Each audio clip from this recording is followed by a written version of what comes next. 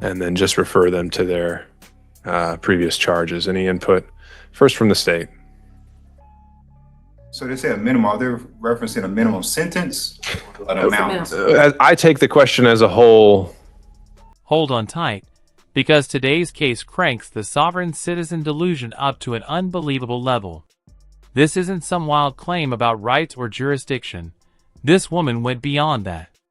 She was actually fired from her position as a correctional officer after attempting to smuggle drugs into the very jail she worked at. And instead of hiring a lawyer for this major legal battle, she chooses to represent herself on the very day she's facing the consequences. The trial dragged on for over 5 hours, but don't worry, I won't bore you with all of it. I've zeroed in on the most chaotic moment from the middle and the explosive final confrontation you have to see to believe. All right, and let me move on now. I want to perfect the record just in case it wasn't clear during the bench conference. There was an objection made. Ms. Young wanted to go down a line of questioning related to some previous experiences that she has claimed, specifically, I think, a form of assault, maybe references to a lack of therapy.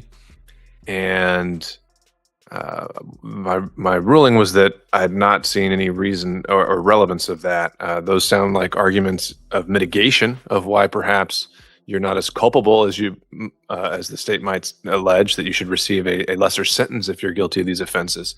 But the issues here for the jury to determine are the issues of fact, of whether you did in fact commit any of these offenses. And I haven't seen how a previous sexual assault or a lack of therapy essentially bears on determinations of this at all. But if you want to further argue that or be heard on it, now's an opportunity for you. When I first hired Leaf Howard as my lawyer, he was told of the instance multiple times. I'm not sure as to why you all didn't get it. I was not familiar at the time of the court's process and who I needed to reach out to. I let him do his job, but it was not to my recollection that they did not know of what happened to me. But yes, there was a night that I went door. Are you asking me to? No, I don't really. I'm trying to stay big picture, which is what is the reason why the jury needs to hear about this? Well, I don't know who the person was that came after me. Not only did they come after me, but they had a Polaroid picture of me carrying my son to my friend's house. It had a blue blanket, had me with my black outfit on, and I had on a headscarf that I always wear outside. When I saw that picture in the midst of what was happening to me, not only on the day that Captain Winfrey, I don't know if she's still captain, but at the time, she threw me a baby shower. Even when I first started working there, I was called out by, I believe, Captain Winfrey. Captain Winfrey? Captain Winfrey is who we just heard from. No, that was Grady. Oh, I'm sorry. Excuse me. That was okay. So yes, Lieutenant Grady. It's been a minute. I'm trying to remember names, but she threw me a baby shower at the jail. And when I first started walking there, I was called out for the way that I walked. I walked like I'm a model or twitching my butt or something. And that put me on the spot for everybody in 6 North. So there is no way for me to know if it was because of the baby shower, because she invited my mother and father without my knowledge too. And if I had any knowledge that she would do that, I would not have invited my parents there, because I keep my work separate from my family for this reason. My son was in danger. I was in danger. And there was a instance that happened in the car. But Honestly, I'm still trying to make sense of what she's saying. It's like she's pulling random thoughts out of nowhere. None of them fit together. One moment, she's talking about being assaulted. Then next, she's throwing out claims about having chlamydia. Then, out of nowhere, there's a baby shower. She's walking like she's on a runway. And somehow, someone supposedly waved a Polaroid of her son, forcing her into committing crimes she insists she didn't do. At this point, I'm just sitting here thinking, what in the world is going on right now? Okay, I'm just trying to break this down. Is it your claim that someone from an inmate in the jail or another employee there that may have did this sexual assault? That may have been the one to do it. I don't know who the person was. Where But where did it occur? I tried calling DoorDash to get in contact to see if I can get it because I called customer service. I parked my car, but I didn't lock my doors. I was having issues with the internet Let me rephrase. Did this incident happen inside the jail or outside of the jail? outside the jail, but I was working with Fulton County at the time. All right. So the objection came. You were asking Lieutenant Grady whether he had some awareness of a baby shower and that sort of thing. Do you have any reason to believe that he did? Because if he's aware of the baby shower, Oh, no, that's not my question. Not if he is. Do you have any reason to believe that he was aware of the baby shower or your sexual assault? I would think he does know about the baby shower because they're all connected. They're always talking, having meetings and whatnot. And it was a surprise to me. So it's like, how else would you get my personal information if you maybe talk to my supervisor, maybe talk to my captain? We've had issues in the past as well, nothing detrimental, but I still need to know where it could have came from anybody. It could have came from Captain Winfrey. It could have came from Lieutenant Grady. It could have came from the inmate. What could have come from them? If my family was invited to the jailhouse, they could have been followed back. Someone could have been like, here's her information. Because with that situation, me being touched, I was forced to bring whatever they wanted into the jail because they have a picture of my son. They have a picture of my son. Who knows if the next picture might be him at his daycare or me coming into my house. My father. Okay. I understand. So any position of the state, I mean, I'm just trying to focus on process procedure here. Right. The things that Ms. Young is saying, I think that if she chooses to testify, she can go into them. I agree, Your Honor, but I think at this point, I don't think there's sufficient basis for her to ask witnesses regarding some type of baby shower. I'm just not clear as to the nexus or the sequence of the events that would make it relevant at this particular point in the trial. Okay. I agree with you there. What we're focused on is, I mean, at this point, I don't think it would be, maybe this additional, I think you said lieutenant that's coming may have knowledge of this potentially that she could ask about. That is the person who threw the baby shower initially. The person who's coming next. Yes. Okay. Well, glad we're talking about it now then. All right. Well, I think then you can ask this next witness some of these issues. You're going to have to be careful with your phrasing. I think the state's objection to facts, not in evidence, is one that could very well come again. Okay. And we'll see where that takes us. The judge, surprisingly patient, actually allows her to continue with these bizarre, disjointed questions she's firing off. But here's the problem. She doesn't even know who she's talking about. She's throwing out names and accusations like she's picking them from a hat, and none of it has anything to do with what's going on in the courtroom. It's all over the place and completely irrelevant. Hey, how you doing?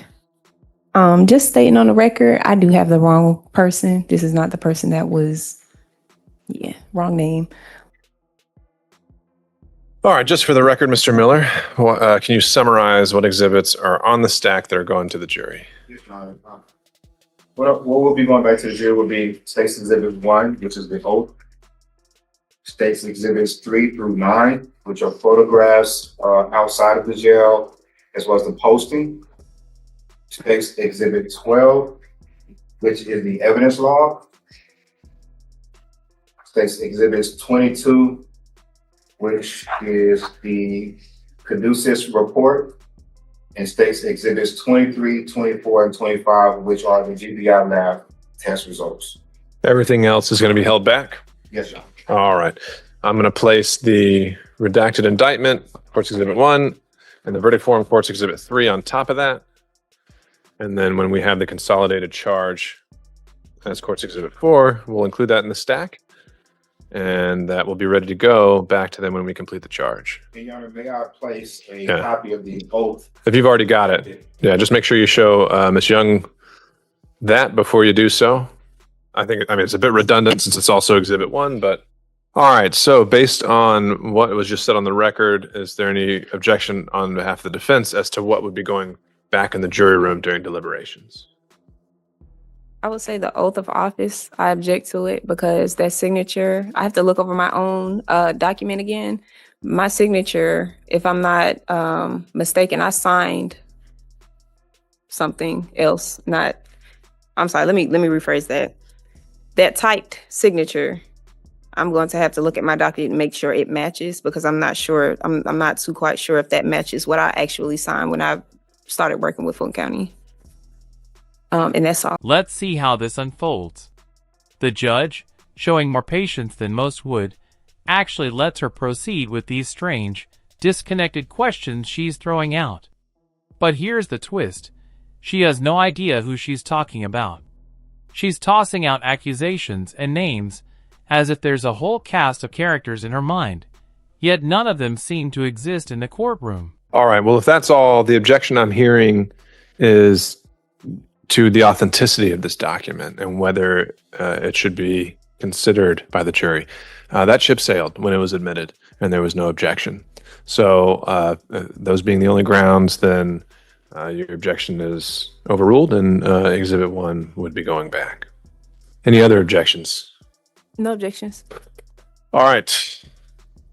So we're holding in place until we have the consolidated version. That's going to take maybe a few more minutes. Are the parties requesting some additional time to prepare for closings? Your Honor, state's ready.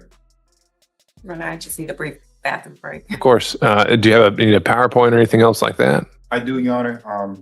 So what I would do is I would just take my laptop, if I can, with me to the podium, and I'll just conduct it that way. You're doing the closing? Yes, Your Honor. Okay.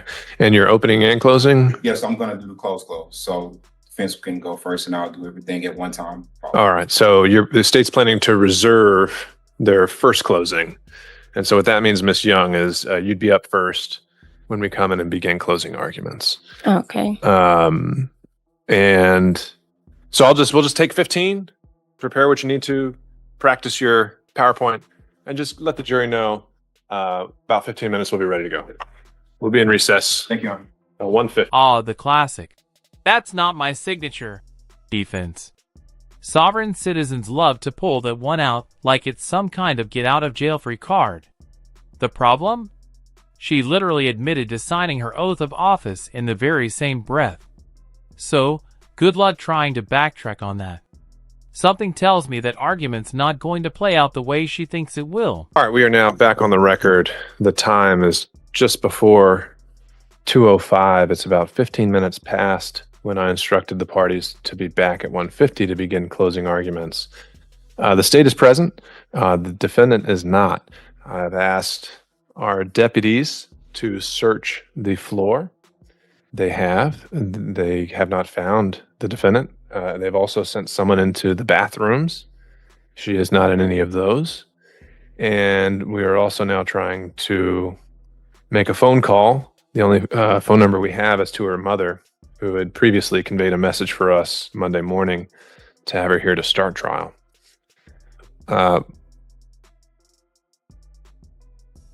And at this point, we're also going to review security footage to see if she walked out of the front door of the courthouse. But looking at her table, it looks like all of the papers and things that she came with are not here anymore. She left a jacket behind. But otherwise, all of her belongings are no longer here, as from what I can tell. And we're now well after the time I told her to come back. She has not been spotted anywhere on this floor. And so I believe that she has now waived her appearance going forward through this trial, and we can proceed even in her absence under our case law. I would instruct the deputies at any point, if she shows up, she should be let in, and she can resume being here. But until she does reappear, we're just going to proceed. So, Mr. Miller, are you still ready for closing arguments? Then let's bring back the jury. The jury returns, but with the defendant MIA, the prosecution delivers their entire closing argument without a single challenge. No defense, no rebuttal, just the state laying it all out, uninterrupted. The defendant finally strolls back into the courtroom, but by then, the jury has already been dismissed to deliberate. At that point, it's game over. The damage is already done. Anywhere on this floor. And so I believe that she is now waived her appearance going forward through this trial, and we can proceed even in her absence under our case law. I would instruct the deputies at any point, if she shows up, she should be let in, and she can resume being here. But until she does reappear, we're just going to proceed. So, Mr. Miller, are you still ready for closing arguments? Then let's bring back the jury. Is this for me? Judge, is this hers? I don't know what that This is is. jury charges. Yeah, that's hers. Yeah. Your Honor, Ms. Boykin just went to the office, but she's on her way back now. Okay. Well, I think we can go ahead and just put some things on the record that we need. I need paperwork out my bag if that's possible. Okay, one second. Okay.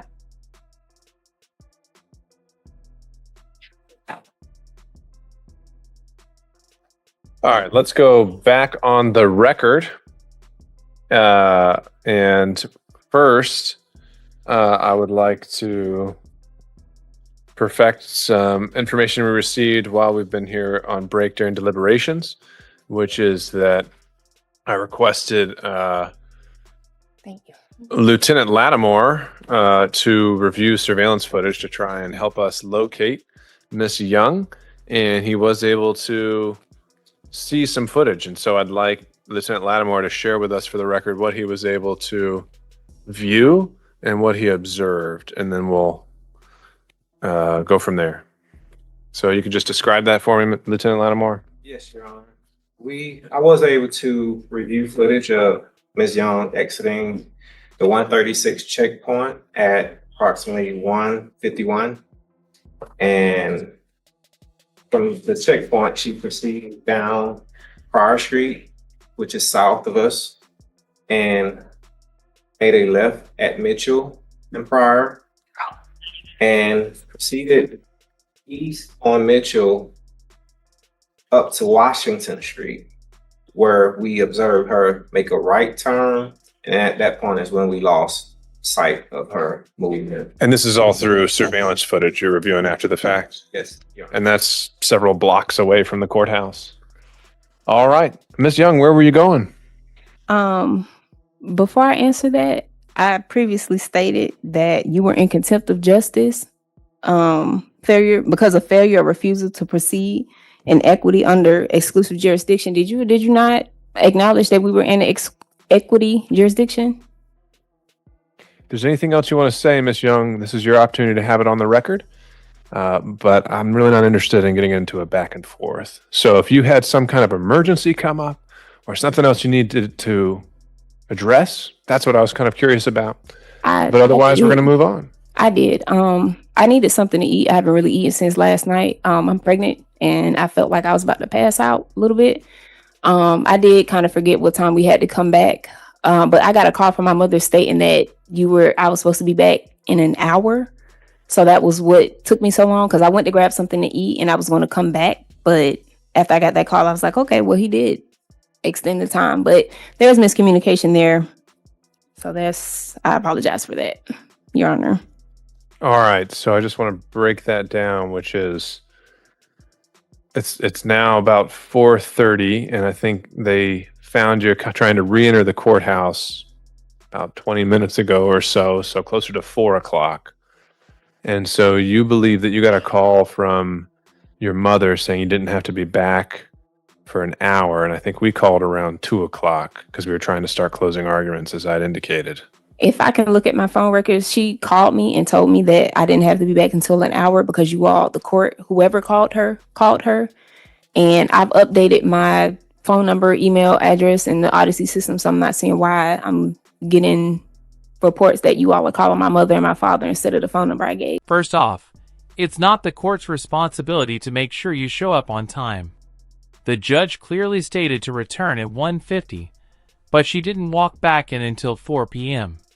By then, the judge had every right to question her reliability and whether she'd even stick around to finish the trial.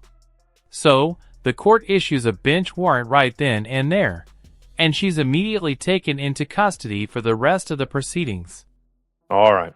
Well, I think we've put your explanation on the record. You can, and so that's all Well and good. However, I've lost confidence that we can expect you to appear on time for court proceedings, so I've revoked your bond, I've issued a bench warrant, and so you will be in custody pending the outcome of this trial. More to the present business at hand. No, it's not your turn, Ms. Young. Oh, okay. I do have Court's Exhibit 5, which I've marked and will tender for the record, which is a question from the jury. It states, and is available for inspection for the parties once I'm done reading it into the record. Is there any statutory minimum for possession of a Schedule 1, Schedule 2, or Schedule 4, respectively, where intent to distribute is presumed if you are in possession in excess of such amount? And it's signed by the foreperson. And so if either party would like to, if the state would like to see it, you can come up and grab it. And if Ms. Young would like to see it, deputies can take it to her. This is a question from all jurors or specifically? It's from the jury. Okay. And though you're failing or refusing to proceed in equity under exclusive jurisdiction, you acknowledge that on the record as well? All right. My proposed response to this would be Because you can't no. deny that injustice. And that I would just write on the note, no, and that we would refer them to their previous instructions. Technically, there is a presumed amount, but that's for trafficking, and that's not been charged in this indictment. They asked specifically about the intent to distribute, whether that's ever presumed based on the amount. As I understand it, it is not. So I think it would be an accurate statement of law to say no, and then just refer them to their previous charges. Any input? First from the state. So they say a minimum, are they referencing a minimum sentence? An amount? I take the question as a whole. It's a statutory minimum where intent to distribute is presumed. So I know we use minimum in reference to sentences, and that was my first impression as well. But reading it as a whole, it seems to be focused on the evidence of distribution and whether that intent can be presumed based on a minimum amount of drugs. And again, that's where I say the answer to that legally is no. Or actually, I mean, it really just says intent to distribute means intent to unlawfully deliver or sell.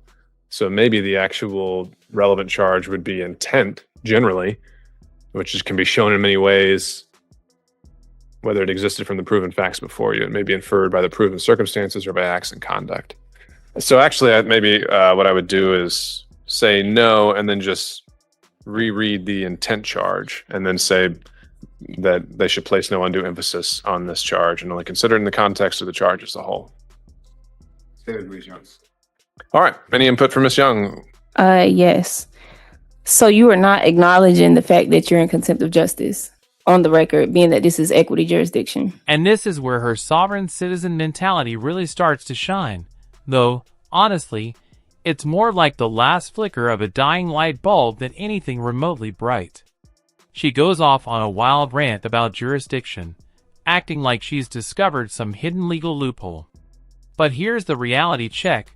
Courts operate under 3 basic jurisdictions: criminal, where you face fines, probation, or jail time; civil, where money is at stake; and equity, where the court can order someone to do or stop doing something, like halting construction on a disputed property.